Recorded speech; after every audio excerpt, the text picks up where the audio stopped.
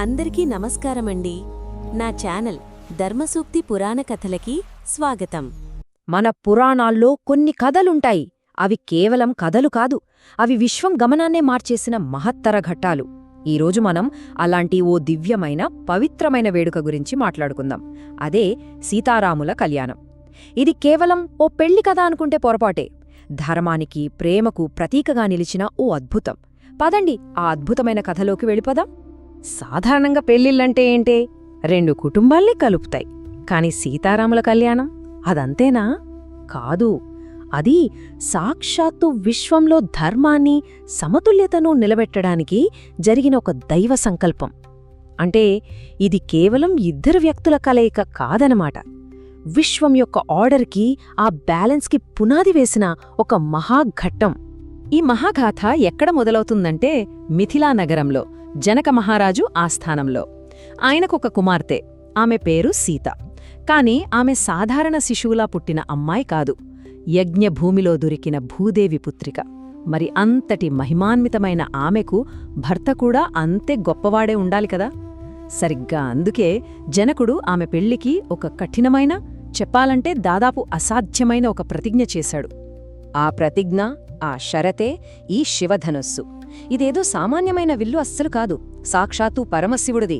తరతరాలుగా జనకుని వంశంలో పూజలందుకుంటున్న ఈ దైవిక ఆయుధాన్ని బరువు మోయడమంటారా? అదస్సలు మర్చిపోండి. కనీసం దాన్ని కదిలించడం కూడా ఎవ్వరి వల్ల కాలేదు. ఇది వరుడి బలానికి కాదు, అతని అర్హతకు పెట్టిన అతి పెద్ద పరీక్ష.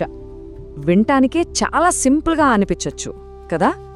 విల్లు ఎత్తాలి, వంచాలి, నారి కట్టాలి, అంతే. కాని అస్సలు కాదు. ఇందులో ప్రతి అడుగు ఒక మహాయజ్ఞం లాంటిది.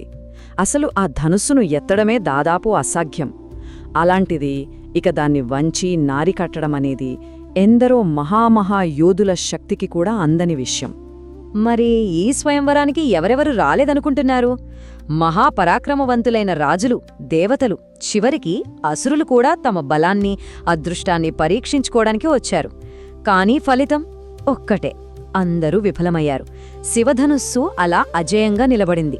జనకుని ప్రతిజ్ఞ మరింత కఠినంగా, అసాధ్యంగా మారిపోయింది. సభ అంతా ఇలాంటి నిరాశలో మునిగిపోయిన సమయంలో కథలోకి ఒక కొత్త కాంతి ప్రవేశించింది. బ్రహ్మర్షి విశ్వామిత్రునితో పాటు అయోధ్య నుండి ఇద్దరు తేజోవంతులైన రాజకుమారులు జనకుని సభలోకి అడుగుపెట్టారు. వాళ్లే దశరథ మహారాజు కుమారులు, రాముడు, లక్ష్మణుడు. ఇప్పుడు చూడండి, ఇక్కడ జరగబోయేది కేవలం రాముడికి, సీతకు పెళ్లి మాత్రమే కాదు. ఇది రెండు మహోన్నత వంశాల సంగమం. ఒకవైపు తేజస్సుకి ప్రతీక అయిన సూర్యవంశం, మరోవైపు ప్రశాంతతకు నిలయమైన చంద్రవంశం. ఈ రెండు గొప్ప వంశాలు ఒక్కటయ్యే అద్భుతమైన ఘట్టానికి సమయం ఆసన్నమైంది. సరే, ఇక కథ క్లైమాక్స్కొచ్చేసింది. సభలో ఉన్నవాళ్లందరూ ఊపిరి బిగబట్టి చూస్తున్నారు.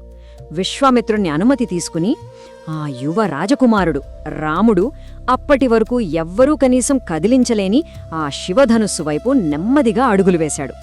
సభలో ఉన్న ప్రతి ఒక్కరి మనస్సులోనూ ఒకటే ప్రశ్న: మహామహారాజులే, చివరికి దేవతలే తరవంచిన చోట ఈ సుకుమారుడైన యువరాజు ఏం చేయగలడు?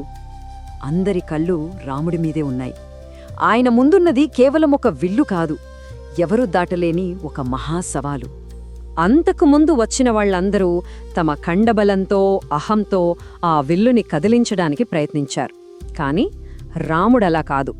ఎంతో వినయంగా ఆ ధనుస్సుకు నమస్కరించి అచ్చం ఒక పూలమాలని ఎత్తినంత తేలిగ్గా దాన్ని చేతుల్లోకి తీసుకున్నాడు. అది చూసిన వాళ్లకర్థమైంది, ఇది శారీరక బలం కాదు, దైవత్వమని. ఆ తర్వాత ఓ అద్భుతం జరిగింది. రాముడు విల్లుకి అల్లతాడు ఎక్కుపెట్టడమే కాదు, దాన్ని విరిచేశాడు. ఆ విరిగిన శబ్దం, ఆ ధనుర్భంగ శబ్దం ఎంత శక్తివంతమైనదంటే అది విశ్వంలో ఒక పెద్ద మార్పు రాబోతోందని, విధి నెరవేరిందని సూచిస్తూ ముల్లోకాల్లోనూ ప్రతిధ్వనించింది. ఆ భీకరమైన శబ్దం వినపడగానే సభ మొత్తం ఆనందంతో ఉప్పొంగిపోయింది. పైనుండి దేవతలు పూలవర్షం కురిపించారు. మిథిలా నగరమంతా సంబరాల్లో మునిగిపోయింది. మొత్తానికి జనక మహారాజు ప్రతిజ్ఞ నెరవేరింది. ఆ ఉత్కంఠభరితమైన ధనుర్భంగం తర్వాత కథ ఇప్పుడు ఎంతో పవిత్రమైన, మంగళకరమైన కళ్యాణఘట్టంలో కడుగుపెడుతోంది. ఇక పెళ్లి వేడుకలు మొదలు. వివాహ వేడుకలో అన్నిటికంటే ముఖ్యమైన ఘట్టం పాణిగ్రహణం. అంటే కేవలం ఒకరి చెయ్యి ఒకరు పట్టుకోవడం కాదు, దాని వెనక చాలా లోతైన అర్థం ఉంది. ఒకరి జీవితకాల బాధ్యతను, భాగస్వామ్యాన్ని మరొకరు మనస్ఫూర్తిగా స్వీకరించడం. ఇది రెండు ఆత్మలు చేసుకునే ఒక గొప్ప వాగ్దానం. అసలు ఈ కళ్యాణం యొక్క అసలైన అంతిమ సారం ఇదే. భూలోకంలో శ్రీ మహావిష్ణువు అవతారమైన రాముడు, శ్రీ మహాలక్ష్మి అవతారమైన సీతతో ఏకం కావటం. ఈ మొత్తం సృష్టి శ్రేయస్సు కోసం భూమి మీద జరిగిన ఒక దైవిక పునఃకలయిక ఇది. ఇదేదో ఒక్కరోజులో ముగిసిపోయే వేడుక కాదు. అయోధ్య నుండి దశరథ మహారాజు మొత్తం రాజకుటుంబం తరలిరావడంతో అది రెండు రాజ్యాల పండుగగా మారిపోయింది. కేవలం సీతారాముల కళ్యాణమే కాదు, రాముని సోదరులకు సీత సోదరీమణులతో కూడా వివాహాలు జరిగాయి. దీంతో అయోధ్య మరియు మిథిల పూర్తిగా ఒక్కటయ్యాయి. సరే, ఇదంతా బానే ఉంది. కాని వేల సంవత్సరాలు గడిచినా కూడా మనం ఈ కథను ఎందుకు పదే పదే గుర్తు చేసుకుంటున్నాం? సీతారాముల వివాహం మనకు అందించిన వారసత్వమేంటి, దాని ప్రాముఖ్యత ఏంటో ఓసారి చూద్దాం. సీతారాముల బంధం అది కేవలం భార్యాభర్తల బంధం మాత్రమే కాదు. అది అచంచలమైన నిబద్ధతకు ఒక ప్రతీక, పరస్పర గౌరవానికి ఒక ఉదాహరణ, అన్నింటికంటే మించి ధర్మానికి కట్టుబడి ఉండటానికి ఒక నిదర్శనం. అందుకే వాళ్ల దాంపత్యం ఆదర్శ సంబంధాలకు ఎప్పటికీ ఒక గైడ్లా నిలిచిపోతుంది. అందుకే పెద్దలు ఒక మాట అంటారు, సీతాకళ్యాణం కథ వింటే మనసుకు ఆనందం కలుగుతుంది. అదే దానిలోని అంతరార్థాన్ని అర్థం చేసుకుంటే మనకు ధర్మమార్గం తెలుస్తుంది అని. అంటే కేవలం వినడం కాదు, దాన్ని మన జీవితానికి అన్వయించుకోవడమే అసలైన విషయం. మరి ఈ పవిత్ర కథ మనకు ఏం చెబుతోంది?